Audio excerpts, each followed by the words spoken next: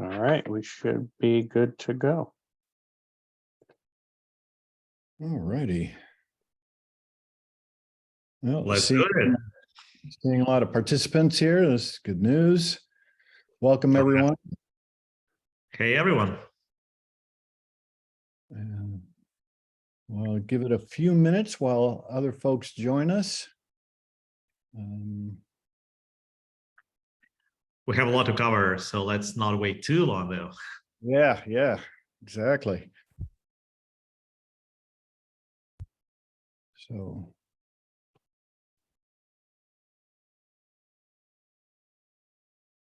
Give it till 1 minute. All righty. Why don't we get started? Hello, everyone. My name is Chris Merritt, here to MC our discussion about a CISO's guide to the new OWASP API security update that was released. The proposal was released last month, and we're going to give you guys a little bit of a look at that. I'm joined today by Stepan Ilyin and Tim Ebers. So welcome, gentlemen. Thank you, Chris. Hey, everyone. Before we get started, we'd like to run a quick poll to kind of get a gauge of the audience, what you know about OWASP, where you are in your journey. So, Rick, if we could run that. All right. So those of you who are involved in OWASP, you might recognize some of the language. Wondering if you're in the beginner ranks, or if you consider yourself a builder, a breaker, a defender, or a full-on DevSecOps person. So why is it only single choice though? Like I'm not talking, should I be a builder or a breaker or a defender or a DevSecOps? Or I'll just pick a beginner maybe. Yeah, All the above, depends on the day. yeah, exactly. I know, you know what? I try to pick one and see, say, like host and panelists can't vote. So No, we're stuck out of luck, Stefan. Yeah, don't want you polluting the data. So We don't want you breaking anything. yeah, how are we doing there? We're ready to move on? Yep, we got a good amount. All righty. So all righty. 33% of folks in the beginner ranks, in the low to mid teens, builder, breaker, and defender, and then 22% in the DevSecOps. So a very nice distribution of folks involved in applications security. So that's good to see. All righty, let's move on.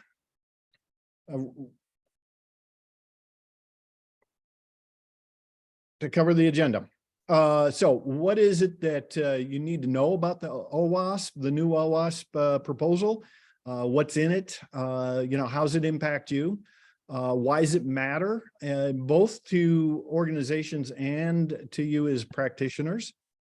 We'll spend a little bit of time at the end showing you a little bit of how Wallarm is addressing the API Security Top 10.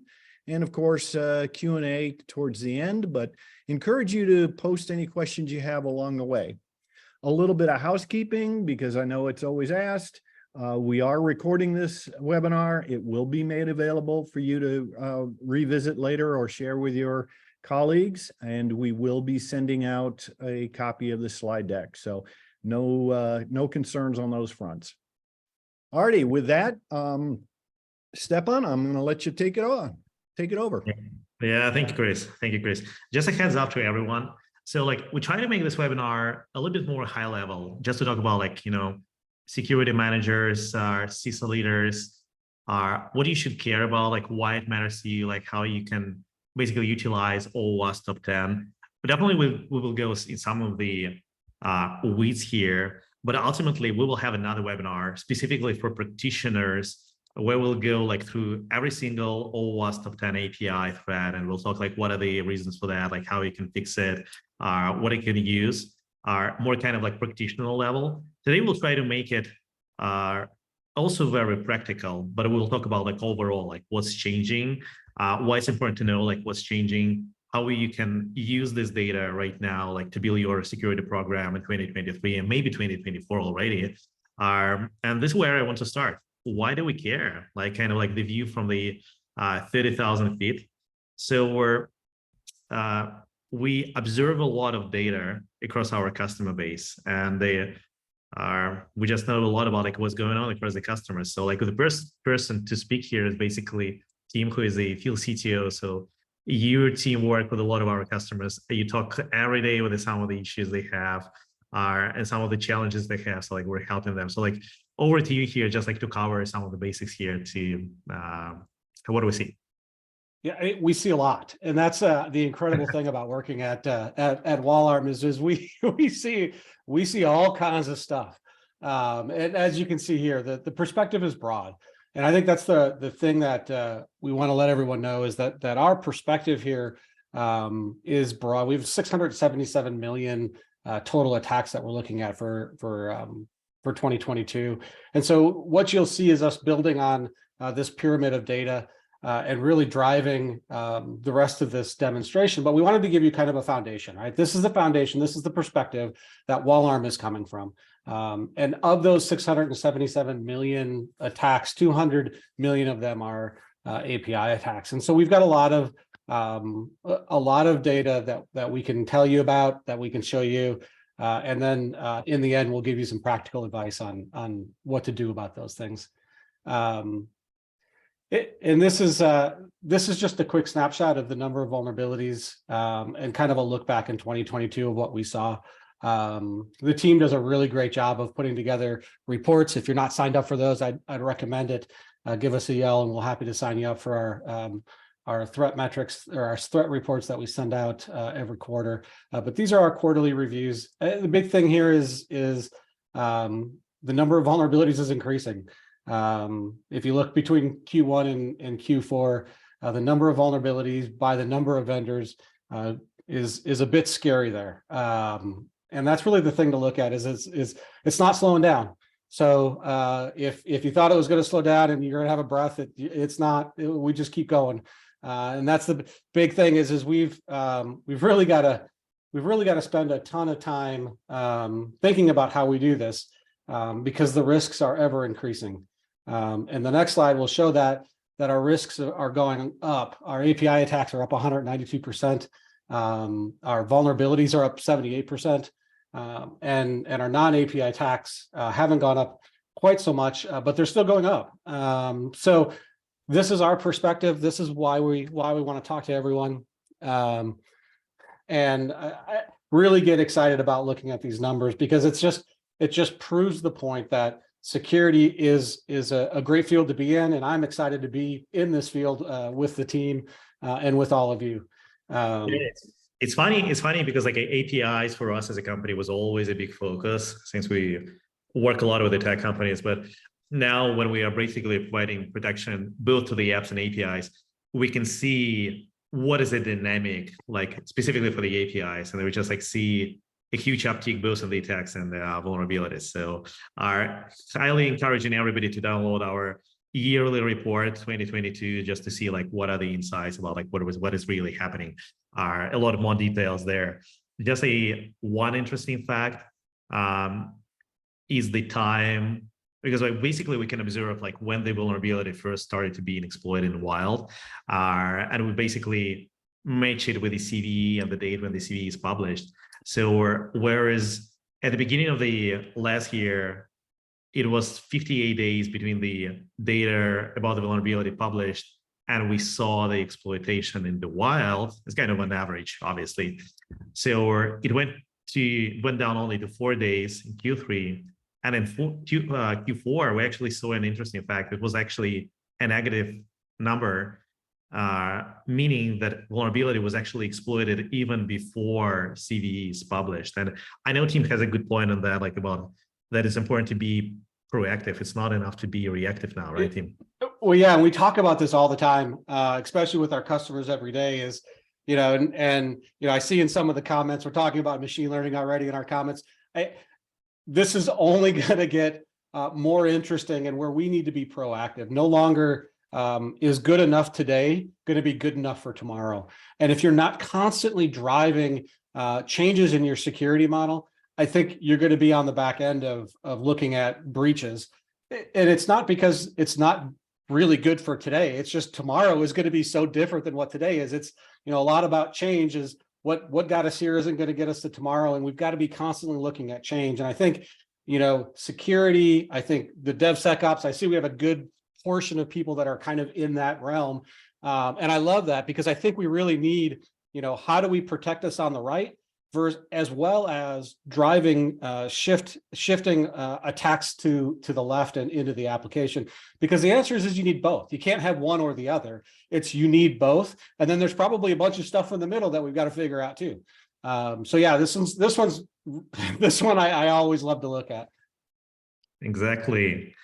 I think like when we talk about like being proactive, we need to have a framework of how to think about it, right? And the framework is not always a solution. It's not a silver bullet, but it can just be a good way of thinking, a kind of way of structure your efforts to the robust security program. And I think the reason why we are talking about the OWASP API security today, because it gives you a great framework of thinking. Obviously, it's not something that you can just read and give it, share with your team and say, hey, this is how we'll make sure our APIs are protected. And this is how we will make sure our users are not affected by the flaws in APIs. But this is a very good way of starting to think about API security. This is trusted by the community right now. A lot of vendors out there are building the product specifically saying, hey, this is the OWASP API security. This is how you should address it. That's why it's very interesting for us to talk about what is new in the OWASP API security. But before we jump into that, I just want to set up the stage here. Funny enough, we chatted a little bit about that with Tim before, and I asked, hey, Tim, can you just recite all of the OWASP API security by heart, if I'll ask you? So and my response, my response to Stepan was, I can't remember my kid's name, more or less the top 10. There ain't no way I'm going to remember all this stuff. And that's common. I think the same to me. I mean, I know my kid's name though, but remembering all those OWASP, it's not easy. And sometimes there is a confusion because there are two OWASPs, right? One is OWASP Top-10. This is everything web, applications and APIs. Very old, a kind of fundamental document right now because everything starts with the OWASP before. I don't even remember when it was first published. I know it was recently updated 2 years ago, 2021. Then the new OWASP was introduced that was primarily focused only on the APIs, and it was initially published back in 2019. So we're super excited actually is getting an update this year. So this is a API-specific OWASP document that basically talk about different kind of threats and risks that are applicable to your APIs. So there are some changes, obviously, between the 19 and 2023.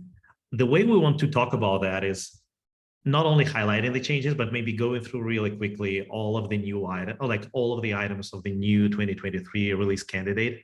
It's not a final release yet, by the way. So I know we have a lot of listeners today who are actually part of the OWASP community. So this is our time right now to contribute, to give the feedback, to assess what's written there, to understand what are the changes, and maybe propose some of the improvements, because this is the time where community can actually contribute. And this is also the part of that we're working on. Our OWASP, I think OWASP included Ivan from our team to contribute even before this release candidate was published, but we will also try to contribute even now, and this webinar is also an attempt of doing so. So with that, I'll suggest we jump right into it, unless we want to have a poll or something Rick, Chris, do we have anything? Yeah, it'd be nice to know where our, like Tim, how well do our audience know OWASP? So Rick, I think you have a second poll real quick, which we can leave up whilst you just launched it. And for those of you on LinkedIn, I apologize, you guys can't see the poll or the results, but Chris will give you the overview once we close it. But let's share it as a comment on LinkedIn, so like people can just like answer in the comments. It will be kind of cool to see where we are. Yeah, because I see we have a lot of listeners on LinkedIn broadcast. So while we're waiting for the results, Stepan, why don't you walk through this real quick? And exactly, yeah, I think that's a great slide, and thanks, Chris, for putting it here. By the way, the way how OWASP is structured is by the different kind of threats, right? There's like 1, 2, 3, 4, all the way to 10. So there is the description of the threat. There is the different kind of examples of how it can be exploited, what are the vulnerability in the eyes of developers and security engineers, and basically why do you need to care.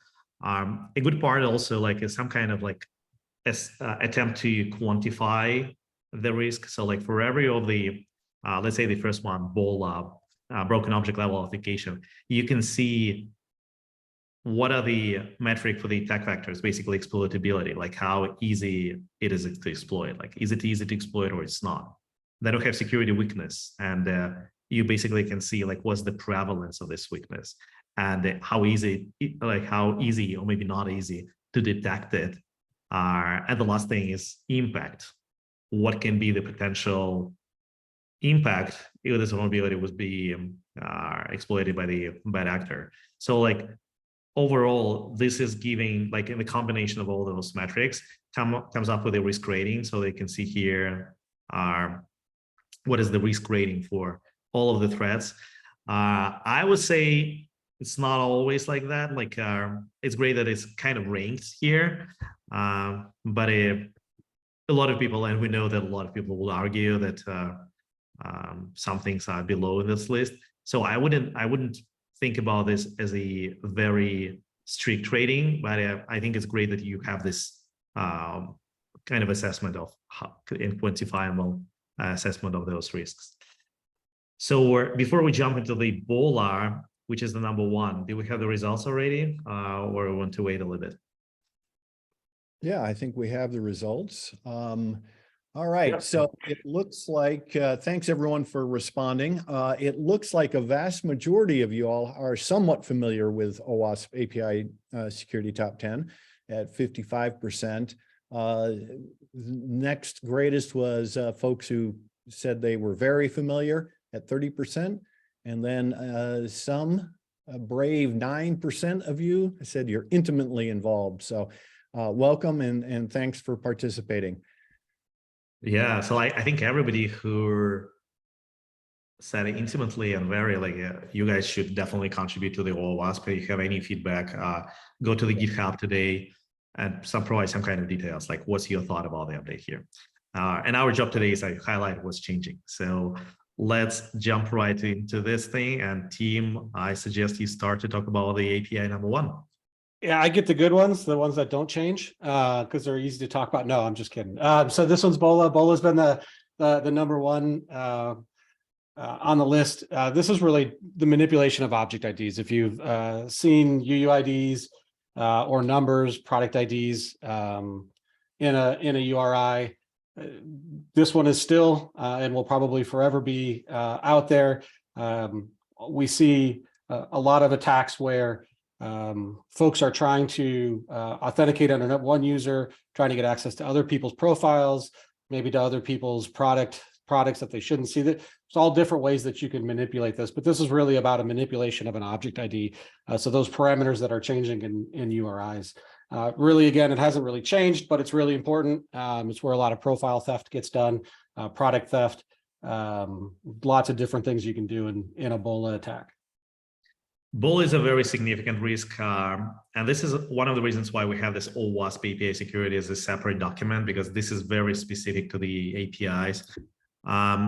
Authorization is everybody's thinking, okay, authorization, authentication, those things are very easy to understand. But if we talk about the authorization and specifically different endpoints and different functions, it's really, really hard to make sure that it's applied in a right, consistent way across the board. And no surprise, this is one of the main reasons why APIs and customer data is breached.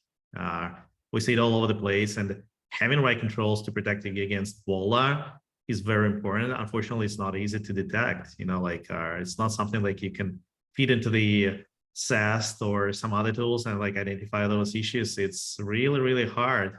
And they're having some security controls like in place, not only the testing phase, but also in production is very important. But this thing, like it's almost no changes here, right, Chris? So just like some additional guidance provided regarding how to address boiler risks. So it's kind of more how to tackle them. But it's like stays pretty much as it is in this 2023 release candidate. Yep. And I think for the audience, we've got some links in here to example breaches that involving each one of these. You'll see those at the end of each slide. So under example here, unfortunately, of course, it's not linkable live, but when you get the slide deck, you'll be able to peruse those at your leisure. OWASP itself provides some examples, but those are kind of hypothetical examples of like how this vulnerabilities can be exploited. So we try to add some real-time examples from the media, from the coverage, where you can basically match, you know, like Volar, logo number 123, breach these millions of users. So you can really feel like how important it is to tackle this.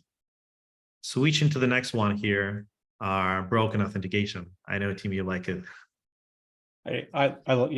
Broken authentication, that really hasn't changed at all either. And these are, I came from a retail background, and you know, there's always times where we forget to do some things. So I've seen my fair share of reset password issues where we didn't do the right things right, and we had some issues. And it's all about, a lot of this is about testing. Making sure you've got your positive scenarios and your negative scenarios. But APIs make this a little bit more complex, and being able to watch what's going on and see how people are manipulating your authentication mechanisms is really important. And having the right set of controls on those is important as well. Rate limiting, brute force attacks, looking for credential stuffing, all of those are important in an API. Because it's just a bit different than when you had a legacy application. So again, this is another auth-in, auth-z, important to be able to protect the things that you want to protect, and make sure that you've got all of the aspects, especially the negative aspects. Happy paths are always easy to test. It's always the stuff that you don't test that we struggle with, that we usually have issues with. Authentication is hard. Same as authorization. So like, let's make sure that you're not using some kind of home-baked way of authentication. There's like a lot of ways, like JWT, OAuth, that are much more applicable in most cases. Think about like the ways how you can make mistakes while implementing those authentication, but also how the attackers can abuse it. Like technically different kind of account takeover, credential stuffing, attacks there are also part of this API 2 broken authentication, because if the attacker can execute this kind of attacks, like that can be potentially a very bad story for you. So there are a lot of teeny tiny details, like different kind of flaws with authentication. If we talk about even, okay, you're using JWT, which is a great start, but like the key can be weak, or expiration date is not validated of the token, and so forth. We wouldn't cover everything today, but that's just like a big topic, and you just need to know what do you have out there, and ideally you should know which of the APIs even have authentication, which of them don't have. Do you have any endpoints where you have weak authentication? Then you can mention, hey, if these endpoints handle sensitive data and they have weak authentication, maybe it's a risk for us. So it's kind of like adding up on top of each other, and you ultimately can build a approach how to tackle those kind of issues. So our authentication is very important, so take care of it for sure. Well, let's keep the number 3, unfortunately. So there are some changes here. If you guys remember the version of the API security from 2019, there were 2 different risks. One was excess data exposure, and another one, mass assignment. the one was the first one was related to the situation where the API actually returns more data than you were asking. So, and in some cases, developers just like give everything to the very simple request, like all the objects are, all the fields of the object, even though the client is not even asking them, and that this was the way how the attackers can get more data than they are intended to get. This was the read issue. And a mess assignment was more about like another story when you actually do the write operation. So you could potentially guess what can be other fields of the object and then basically manipulate with the endpoint. So like there are a lot to unpack there, but those things were kind of related. So what OWASP decided to do is basically merge them together. Now it's called broken object property level authentication. Some people already call it BOPLA. So like we will have like Zbola, BOPLA now, like maybe even confusing now. But anyway, I think it's a good change. Overall, like it feels like those things are really related to the ultimate root cause of why this kind of issues exist. Also the potential impact can kind of be similar. So I think it's good that it's actually they're merging them together right now. And they do a fairly good job on explaining what is what and like how you need to deal with this. So if there is nothing to add here, guys, let's just jump into the next one. Let's jump into that. What, unrestricted resource consumption? Exactly. It's number 4. This one is this one's always fun. Make sure that we're and this one really hasn't changed much, but it's really protecting your resources. Make sure that you have rate limiting in place. Make sure you have protection against logic bombs, and those types of things, especially as you move to GraphQL. GraphQL is a very interesting protocol. It's very helpful to the developers, but it can go off the rails very quickly when attackers come and find it. It's a great one to look at. It's fun from a security standpoint to look at a SQL-based endpoint and understand how you're going to mitigate risks with it. But this one really hasn't changed a ton. But really, it's about it hasn't changed. Yeah, I don't know, like I don't know. I'm not even sure. Do I love the name of the? I like the idea that they make it more broad, so to say. From other kind, like lack of resources and rate limit is also like giving you some kind of ideas how to tackle this kind of stuff. It's a bit more descriptive, that's for sure. Yeah. But that's for sure is one of the challenging things to tackle with the APIs, where you need to make sure that you have limits in place to how the resources are consumed. Like it's applied to pretty much any resource, like it can be bandwidth, network, CPU, or I don't know, sockets. And you just need to make sure, like, while developing those apps, you have all those limits in place.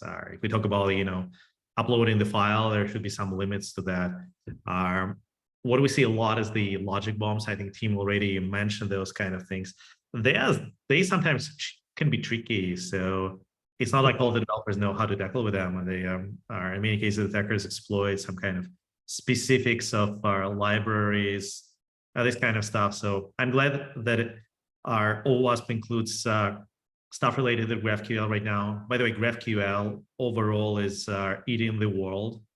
So there are some analysis that by 2025, 2026, there would be a third of the APIs would be GraphQL related, which is not near to that number at the moment, but we see a huge uptick in the number of GraphQL APIs. But frankly, when we talk about unrestricted resource consumption, that's pretty much about everything. It can be gRPC. Yeah, think about auto scaling groups. Like, so it may not even be about the API, but if you have an auto scaling group that somebody's attacking with a GraphQL, and now you didn't put limits on your auto scaling, and now your bill shows you that you forgot to do that, right? So it's limits even on things that you don't think of are necessarily right next to the API. So I think there's lots of stuff that we could bundle underneath this very broad API for. Yeah, Tim, and I think one of the things you touched on there is probably the biggest change in this particular threat vector, and that is they've provided additional guidance around checking your billing and your spending limits as another way of understanding what's going on with your APIs and getting some early warning into issues that you may not be aware of. So that's probably the biggest guidance change in API 4. Yeah, thank you, Chris. By the way, we have a question. So, like, assume this will be linked to WAP. Curious to know in attack data how much would be mitigated with the current web technology. Many dev teams are willfully ignorant about the environment their code lives in. Yeah, do you want to talk about that, team? I can start. Yeah, why don't you start and I'll read it again. Yeah, I mean, like, the good thing and the bad thing about the APIs is that all of the tooling that you probably already have in place, you know, like WAFs, API gateways, or maybe API security products, they somehow related to the API security, but it's very important to understand further the very specifics, like what your existing solutions can and cannot do.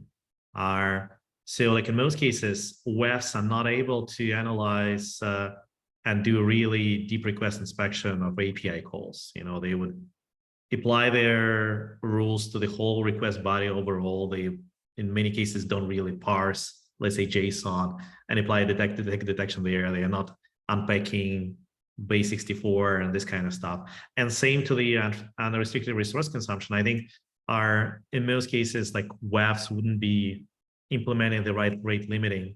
So it was like for years in the corner of the API gateway. So basically the web manager will say, hey, you have API gateway, you should do the rate limiting with the API gateway.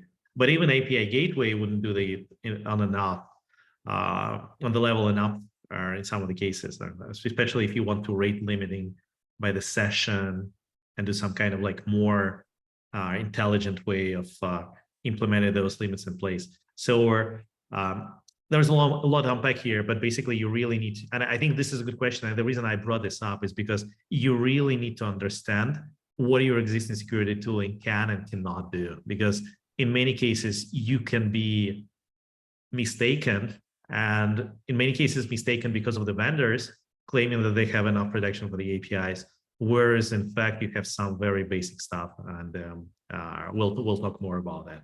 I'll suggest we move to the next one, because we still have a lot to uncover here. Yeah, we do. Broken functional level authorization. So do you want to start, Tim? Yeah. I mean, there's really no changes here. But the big thing we need to get across here is we've got to come up with acronyms. So for API 1, you got BOLA. For API 2, you got BA. For API 3, you got BOPLA. And now we get to API 5, which is BOFLA. So we've got some fun authorization and Auth-Z and Auth-N acronyms that'll start flying around the security group. But I figured we'd get our chance in now to start the fun. So BOFLA is really no changes here. It's really just a higher level version of BOLA, and it's really down at the function level versus at the object level, at the URI level. There's not a whole lot to say about these. They're important to look at. They're important to understand what they are, and how users can take that functionality and get access levels. I consider this a lot to be similar to role-based access control. Who should have access to what at what function level? This is kind of fun. I think BOFLA is a funny name now, but it's also kind of a little bit funny, like how what is the vulnerabilities about, right? Because what the attackers can do, they see, okay, there is the endpoint, and I have a documentation for this endpoint to be used with a post method. Yep. So what the bad actor can do, he or she would just basically say, well, what if I try to use this very same endpoint, but I wouldn't use post. I will just like use I don't know, like remove or delete. Yeah. And surprise, surprise, it's very common when basically the API will reply, even though like the attacker doesn't have any docs on that. There's nothing to cut, like it's just like it's pure guess.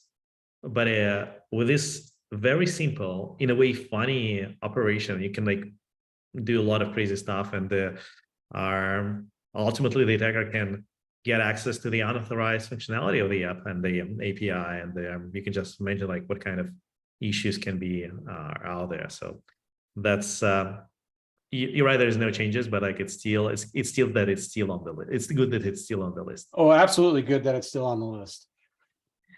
Yeah, there's a link here about funny article on the Reddit bug. Part of the publications, but it's about Reddit. Yeah, it's basically putting out a Isn't bug bounty. This simple thing to do, like 5,000 of bounty. That's a good bounty. SSRF. This stuff will like, especially because it's new here. But I suggest you start and then I'll add. Yeah, this is a manipulation problem where you manipulate URIs to really drive changes that can get you access to something internal or to open up a new request to go outside, whether you have access to that outside or not. This is really it's really a manipulation of URIs. We like that we're pulling this out of the injections a bit. These are really easy to make mistakes and allow this to happen. It's tough to test for, and we believe that this is probably really good to have up front, get everybody aware that these exist, and as these subside, as we figure out ways to fight these, I'm sure it will drop back into the injections again. But this is it's great to have it here. There's always unintended consequences as you put URIs and then URLs into URIs, which is really what it is manipulating URLs that might be in a URI, in a parameter, in a header, in a parameter, number of different places where you can do SSRFs. Our Waller was actually a pioneer of the SSRF. So like a lot of people actually in the early days of the company, like years and years ago, actually people know us because of our SSRF Bible written by Ivan. So we presented SSRF attacks and different kind of new concepts around that. Like I think back in 2014, the Black Hat, and this was huge back then. So like we're really glad that SSRF attacks found their ways into the original OWASP. So I think they've been added into the last version of OWASP, and now they're also added as a dedicated category as a part of the APIs. I think the timing is very good as well. There is some context here that provided by Chris is that our modern dev concepts actually encourage developers to use URIs that they get from the users internally. So like, and it leads to a lot of potential SSRF things, like if the attacker able to understand, hey, there is an endpoint inside that takes URI, you can do a lot of stuff. You can like explore what's inside the network. You can do the outbound connections in many cases. This is a big thing. So if you're not familiar with the SSRF, it's actually very cool, like practically very cool type of vulnerability. So I encourage you to take a look about that. And I think, yeah, that's if you ask me, like, do they deserve a place in the OWASP Top-10 API? I would say yes. I would definitely say yes.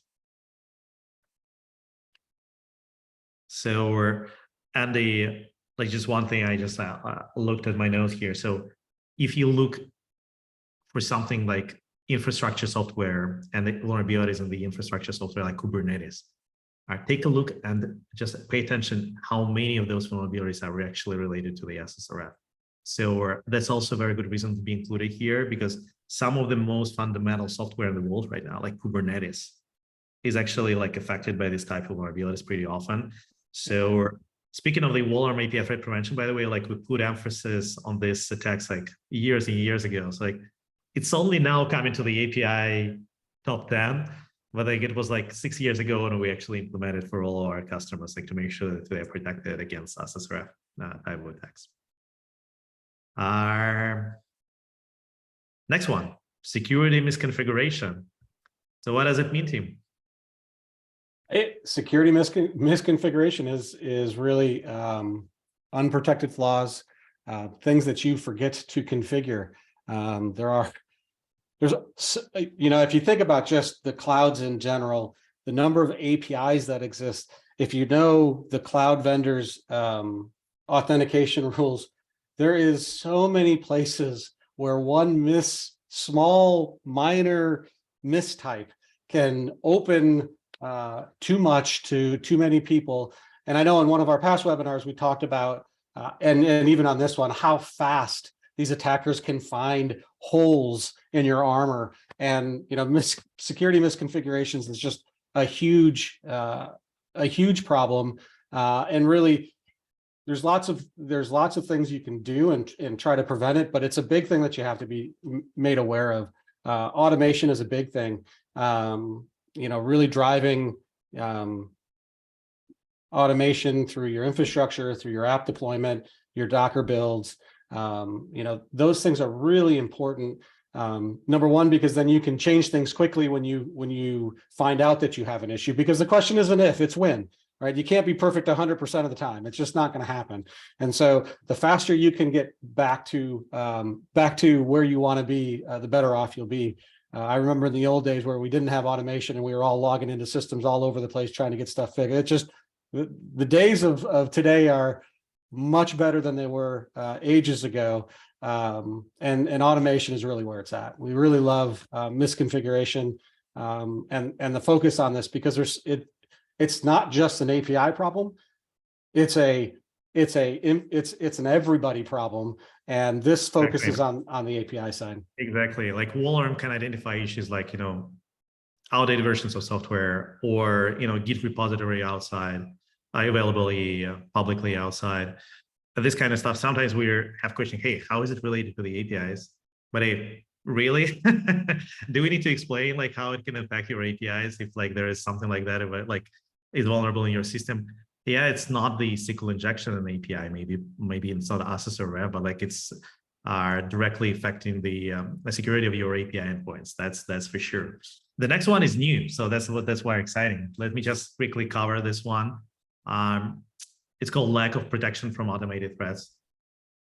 What it is basically, and funny enough, like before that, number 8 was injections. We will talk about that. So like we don't know like why injections was actually removed, but now the new number 8 is lack of protection from automated threats.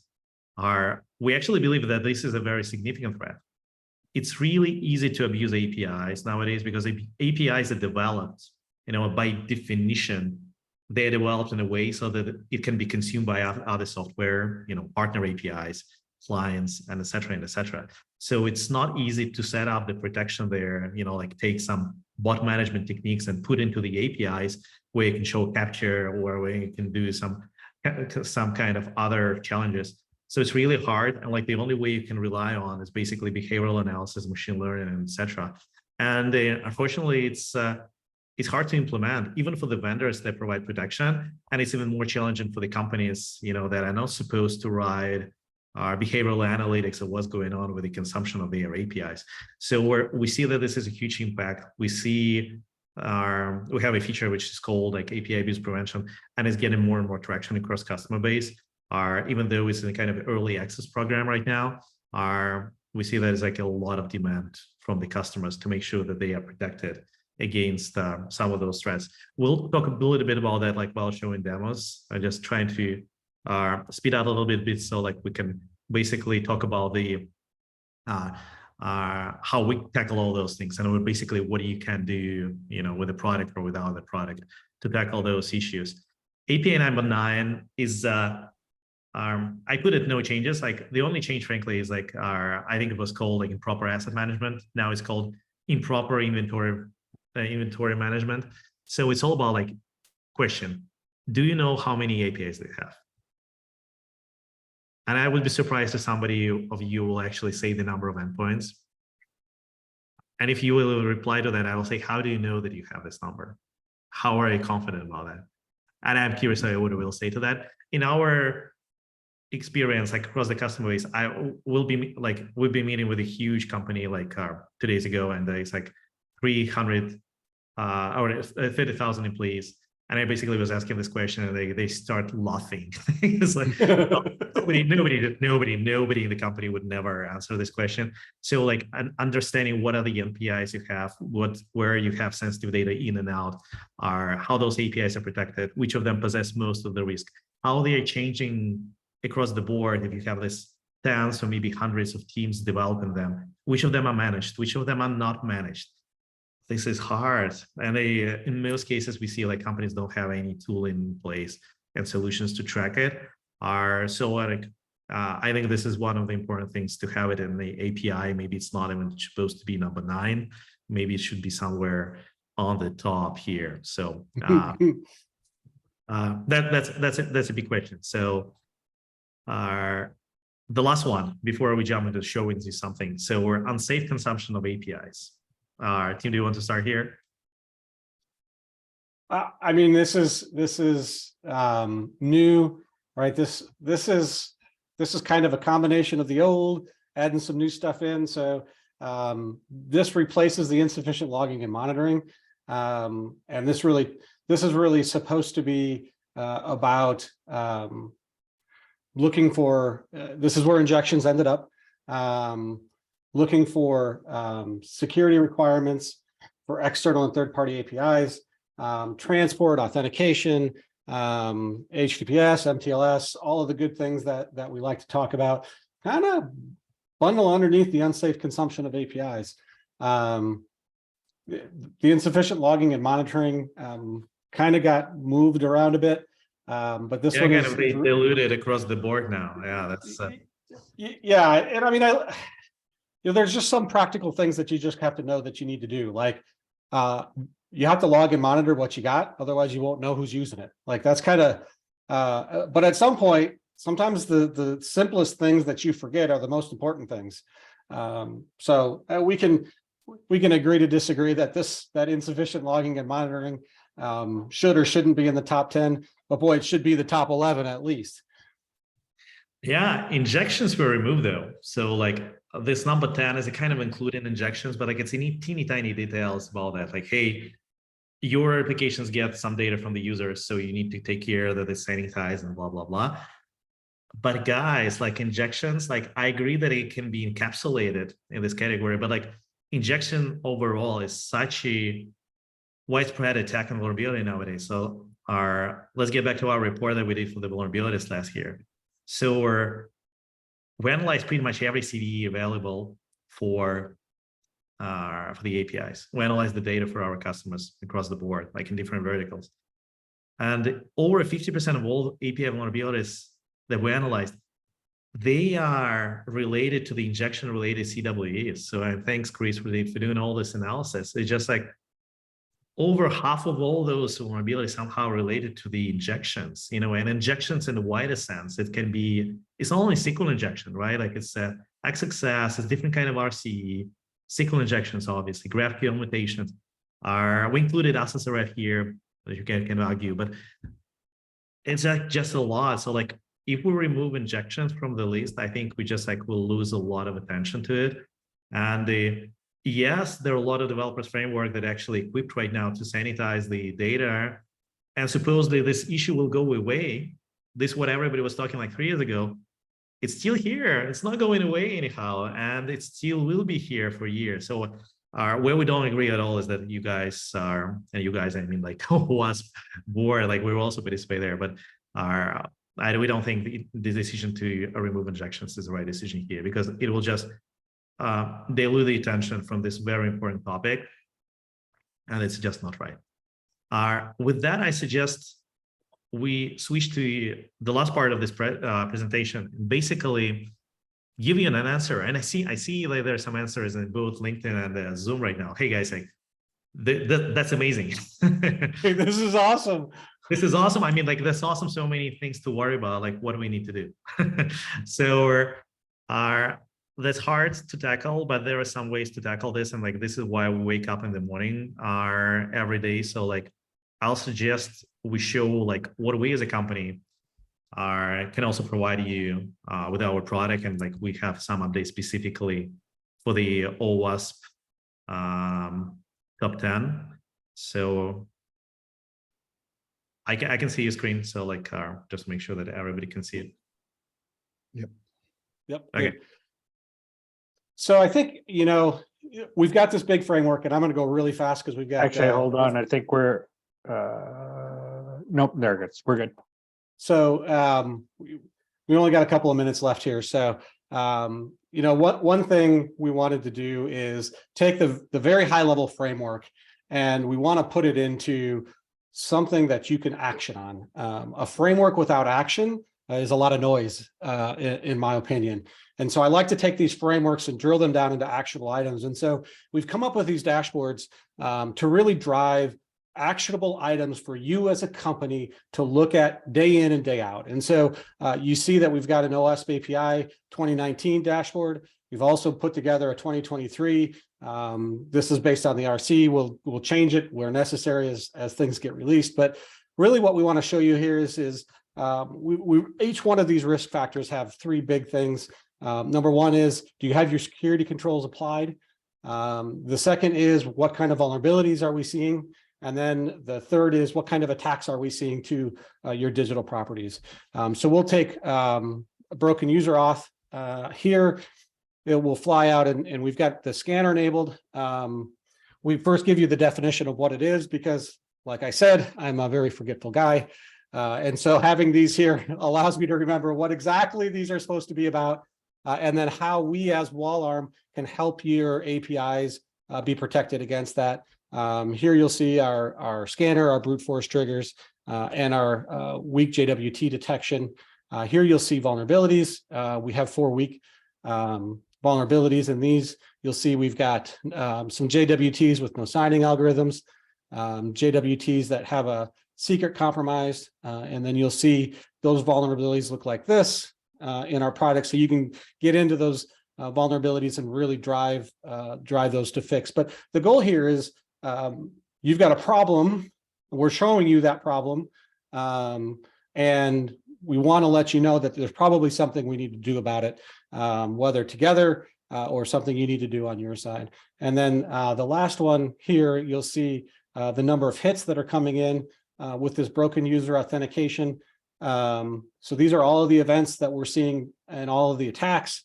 There's different places that you're seeing these, but all of these look like they're trying to attack your authentication endpoints, which is what broken authorization is all about. A couple of other, go ahead, Stefan. I don't know, just like wanted to say that when we started to work on this thing, I know obviously we've been working about 2019 OWASP API security. We had a few ideas in place. So first of all, how to give you this view, overarching view of like for all the threats that are related to your APIs in the terms of OWASP API security. Like, what are the risks? What kind of visibility you have? What events are related to these risks? And what security controls you should have?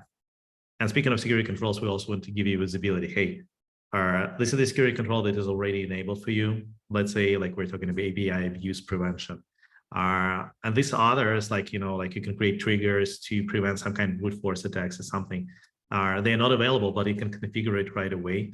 So it's kind of like control center for everything related to the API security. And all those things are accessible in the different parts of UI, and you can configure the whole thing. But I think having this framework, it's great when you have something that is like implemented right in the way of the framework, right in the UI, and this is what we try to implement here. Yeah, over to you, Tim. Just I wanted to highlight our way of thinking about it. Yeah, no, and I think that's really important. We need to be your security partner, right? Yes, we have a product. We'd love to sell it.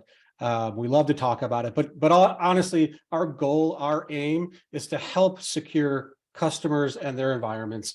And this is the product that we have to help with that. But there are lots of things that we do, like have these webinars that have nothing really to do with more than just talking about the OAuth stuff and then showing a little bit off and doing a commercial at the end. We're here to help educate, and that's really what we're trying to do. And this is really an outshoot of really our culture of trying to educate.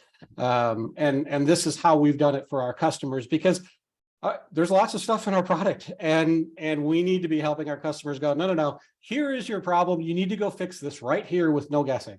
And that was, I think, to Stepan's point, really what this is all about. And I think the team did a great job. So shout out to the team that worked really hard to get these done. So this has been awesome. There's lots of stuff we can show you, but it's 5 to the top of the hour. So I wanted to save some time, I think, for questions. Is that what we want to do here? Yeah, I suggest let's keep this dashboard on the screen. So just in case somebody has any questions on that, this is the dashboard and this is the report, up-to-date report that you can see and say, hey, I'm a security leader, or I am a security manager, or I'm a security practitioner. So this is my coverage to the API security.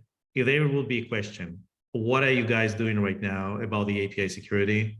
And there would be questions like that, because it's inevitably on top of minds of most of the security leaders. We saw that in 2022, and we see it already in 2023. Even though there's all these budget cuts and tool consolidations, API security on top of the mind of pretty much everybody. So this is a good answer of how you are protected right now, and what are you doing? If those things that are doing are really adequate to the threats that we're all facing here. We have a few questions here. So Chris, maybe you can pick some, we can address some. Yeah, let's start. Rachel asks, can you tell us more about API leaks? Yeah, we can. So we've also, I believe, in one of our past webinars talked about this a little bit. API leaks is all about going and finding tokens, API tokens, JWT authorization tokens, anything that points at your website to give you an understanding of things that might be leaked.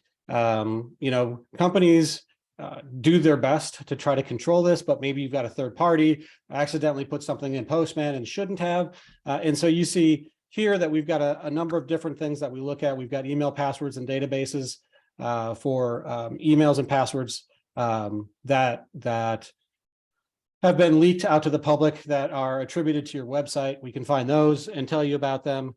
GitHub repositories, we're looking for tokens that have been leaked that are pointing back at your application. So there's a number of places we do that, and then we can help you remediate those here as well. So we're trying to give you here's what's happening, and then here's why we think it's bad, and then here's how you remediate it with our product. So it's a great tool.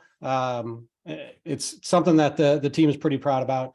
It gives customers a really nice way to look, have another set of eyes at those publics, out at the public views. Yeah, and I think it's important also to let the audience know that if y'all are wondering if you have this problem, we are making a free assessment available. So go to the leaks page on our website and sign up for a leaks assessment. So you'll learn exactly how exposed you are. We've been doing these for a number of customers and other folks, and every one of them has been very surprised at what we've found. So, Tim, let's move on. Yeah, go ahead. Yeah, let's move on. We have another question from Anonymous asking about API discovery. Could you give a little more detail in there? Sure.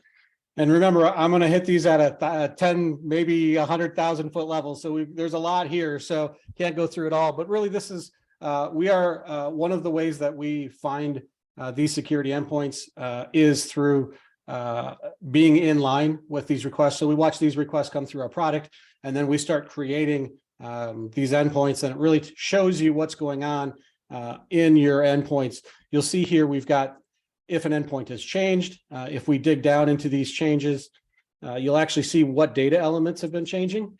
You see the risk score that we associate to it and why there's a risk score, and then the different attribute types, as well as when things are changing. So it's a really good view in terms of understanding what's going on in your environment, what's changing, when it's changing, and then who's attacking it, right? So what I like to look at is the high-level risk scores, and then look to see who's attacking it. So here's an API v1 client that's being hit 252 times. Let's go look at those attacks, because maybe there's something going on there that we need to go look at. And then this gives you all the different information. So it kind of gives you a full end-to-end view of what's going on for those particular endpoints. One of the other things, by the way, just are to make sure that we cover it, like we talk about number one vulnerability in the thread in the list, which was called BOLA. So like you also can see like which of the API endpoints can be potentially targeted by the BOLA attack. So right from the API discovery tab. Just like to tie together this whole Yeah, no, that's great. Yeah. All righty, gentlemen, thank you very much. We're at the top of the hour and I want to be respectful of everybody's time. Thanks to everyone who's sent us questions. If we didn't get to yours, we'll follow up after the fact. And as a reminder, we will be sending you a copy of the presentation and a link to the webinar itself, so you can share it and study it in greater detail. And of course, if you have any other questions or would like to dig deeper into the product, give us a shout. Tim stands by to help everyone out. So with that, Esteban, Tim, thank you very much. And I think we'll call it a day. Yeah, thank you, Chris. Just one final thing. Let me just share a second, like, where's my browser here? Just want to make it, because we have a lot of questions about like how to have this kind of webinar. You can see my screen, right? So one of the things we have, one of the assets that you can download from the website is called API Security Checklist. And we created it in a way so it can basically cover practically a lot of nuances of OWASP API security. So in the nearest future, we will have the webinar where we will dig into the OWASP API security in more details. And we'll also like provide you checklists, like what it can do about that. So like stay tuned. It will be available soon. So like we'll have more in-depth conversation about all those things. And thanks everyone today. All right. Thank you. Thank you.